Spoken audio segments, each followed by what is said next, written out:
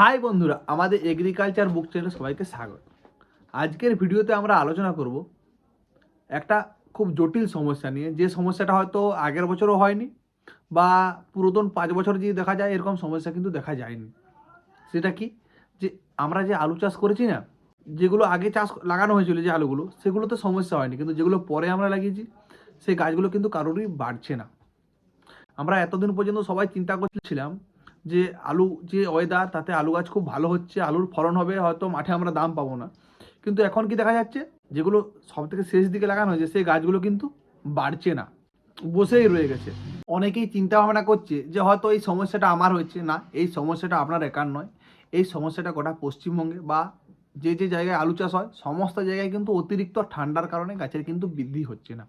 যে যতটা ঠান্ডা পড়েছে এবছর, এরকম ঠান্ডা হয়তো বিগত 10-15 বছরেও কিন্তু দেখা যায়নি। যে কারণে কি বলুন তো, গাছ নিজস্ব খাবারটা তৈরি করতে পারছে না, এমনকি রাত্রেবেলায় অতিরিক্ত ঠান্ডার জন্য গাছটা বৃদ্ধি হতে পারছে না, গাছের শিকড় কিন্তু বাড়েনি। আপনারা যে জমি থেকে 2-1টা গাছ তুলে দেখেন, দেখবেন গাছের শিকড়গুলো কিন্তু একটা জায়গায় যে আটকে গেছে, যে কারণে গাছের বৃদ্ধি হচ্ছে না। আর এই গাছগুলোতে কিন্তু আলুর ফলনও কিন্তু মনমতো হবে না। তাহলে এই অবস্থায় আমরা কি করব?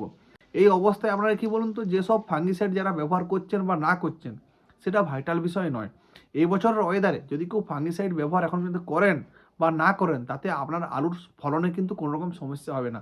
অনেকেই নানা রকমের পিজিআর, ভিটামিন, অনুখাদ্য ব্যবহার করছে, কিন্তু আমরা কোনো রেজাল্ট পাচ্ছি না। কেন? কারণ এই অবস্থায় গাছ যেহেতু খাবার খাওয়া বন্ধ করে দিয়েছে, গাছের বিকাশ নেই, আর আলুও ধরবে কম। আর যদিও যেগুলো ধরবে সেগুলো হয়তো বড় খুব একটা হবে না, তাতে আপনার ফলন দেখবেন কাঠাপ্রতি 2 প্যাকেট 3 প্যাকেটে যে আটকে যাচ্ছে। তাহলে আমরা এই অবস্থায় কি করব? আমরা যেসব ফাঙ্গিসাইড ব্যবহার করছি তার পাশাপাশি আমাকে এমন কিছু অনুখাদ্য ব্যবহার করতে হবে, যে অনুখাদ্যগুলো দিলে গাছের শিকড়টা খুব তাড়াতাড়ি বাড়বে, এমনকি গাছটারও খুব গ্রোথ হবে। অনেকেই আশা করছে হয়তো আস্তে আস্তে ঠিক হবে। না, এরকম আশা করে বসে থাকলে হবে না। যেহেতু কি বলুন তো, যে গাছের বয়স বাড়ছে, ঠিক টাইমে যদি না বাড়ে, যখন 45 দিন বা 50 দিন হয়ে যাবে, সেরকম সময় কিন্তু গাছকে আর বাড়ানো যাবে না। যে অবস্থায় আছে সেই অবস্থায় গাছ কিন্তু থেকে যাবে। আবার অনেকেই কী করছে, শুধুমাত্র ইউরিয়া দিচ্ছে, যে হয়তো ইউরিয়া দেওয়ার পরে আমার গাছ ঠিক হবে, কিন্তু গাছ পরিবর্তন হবে না। আজকে আমি গাছ বাড়ার জন্য 2 থেকে 3টা ভিটামিনের নাম বলবো, যে ভিটামিনগুলো যদি আপনারা ব্যবহার করেন, আপনার গাছেরও বৃদ্ধি হবে আর ফলেরও বৃদ্ধি হবে।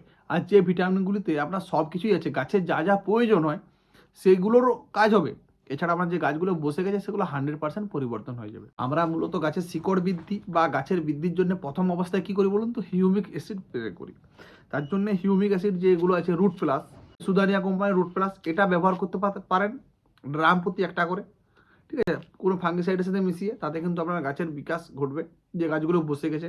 এছাড়া আপনারা ব্যবহার করতে পারেন সাই পাওয়ার প্লাস, ট্যাঙ্কিতে 40 ml করে। আর এটা ব্যবহার করুন বা এটাই ব্যবহার করুন, এটা কিন্তু একবার ব্যবহার করে থেকে গেলে চলবে না। আমরা আমরা কি ভুল করি বলুন তো, একটা পিজিআর ব্যবহার করছি, কাজ পাচ্ছি না, আমরা চারদিকে ভাবছি কী করব।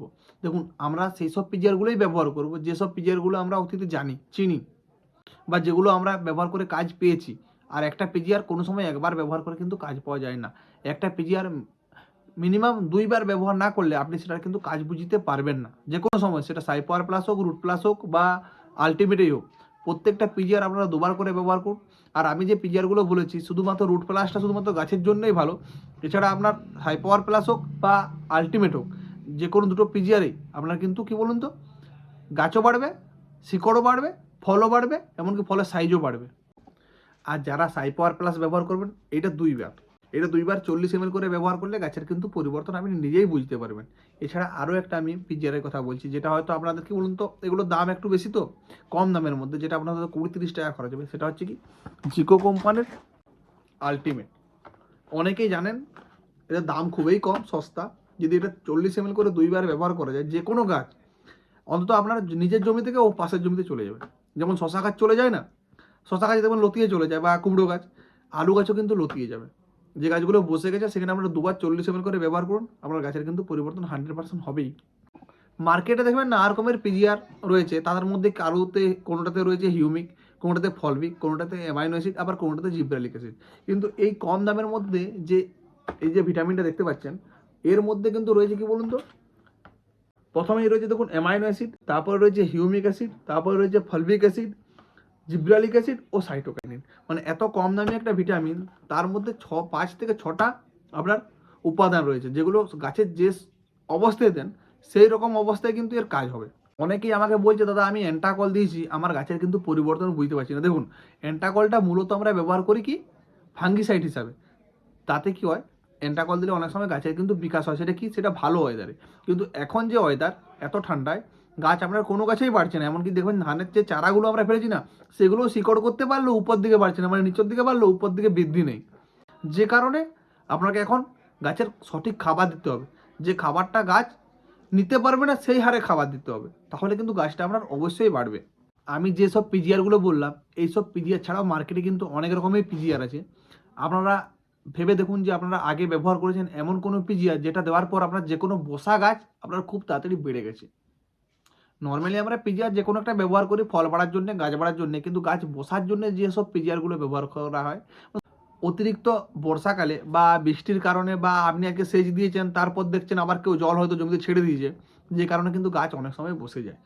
সেই অবস্থায় যেসব পিজিআর বা অনুখাদ্য ভিটামিন দিয়ে আপনারা গাছকে তুলতে পেরেছেন অতীতে, সেই রকম টাইপের ভিটামিন আপনারা ব্যবহার করুন, তাতে কিন্তু এই গাছের পরিবর্তন হবে। তাছাড়া মার্কেটে যেসব পিজিআর পাওয়া যায়, হঠাৎ করে কিছু একটা যদি কিনে এনে ব্যবহার করেন, আপনি কিন্তু কোনো রকম রেজাল্ট পাবেননি। আপনার অতীত থেকে আপনাকে অনুসরণ করেই কিন্তু এখানে ওষুধটা ব্যবহার করতে হবে। আবার দেখবেন অনেকের পাতাগুলো জড়ো হয়ে যাচ্ছে আলু গাছের।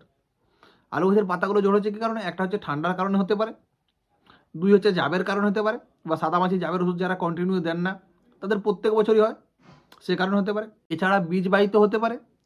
তাছাড়া আপনারা কী হয়, পপেক সুপার বা 505 গ্রুপের ওষুধ অতিরিক্ত পরিমাণে কেউ ব্যবহার করে ফেলেছেন, যে কারণে হতে পারে।